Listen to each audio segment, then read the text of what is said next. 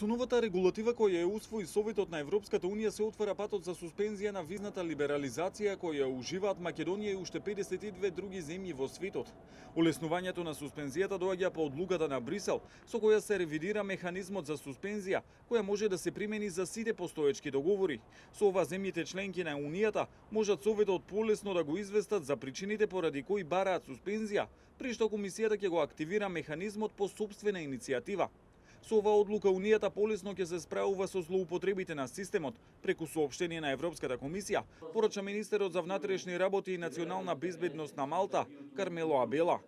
Визната либерализација носи големи предности во Европската Унија и на третите земји, но дека во исто време Унијата мора да биде способна ефикасно да реагира во случаи кога не се почитуваат правилата.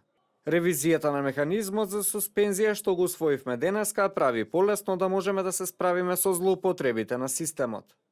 Суспензијата може да се активира со известување на земја членка или од Комисијата, односно од Еврокомесарот за миграцијски прашања и внатрешни работи грекот Димитрис Аврамополос.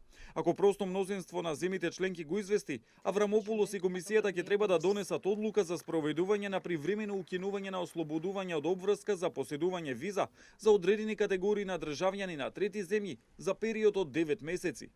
Ревидираниот механизам значително ќе ја зајакне и ќе ја зголеми ефикасноста на политиката на либерализација на визниот режим на Унијата, со која ни овозможува да реагираме брзо ако настане ситуација која може да доведе до значително зголемување нелегалната миграција или зголемен ризик за внатрешната безбедност на земјите членки.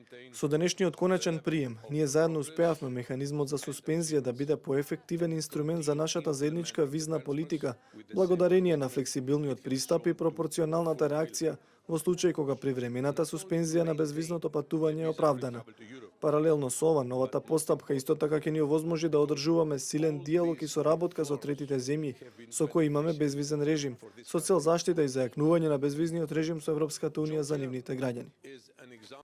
Причините за суспензија на визната либерализација се проширени и вклучуваат намалување на соработката за реадмисија, зголемување на стапката на одбивање на барањата за реадмисија, вклучително и за државјани на трети земји во транзит, како и зголемување на ризикот за јавната политика или внатрешната безбедност на земјите членки.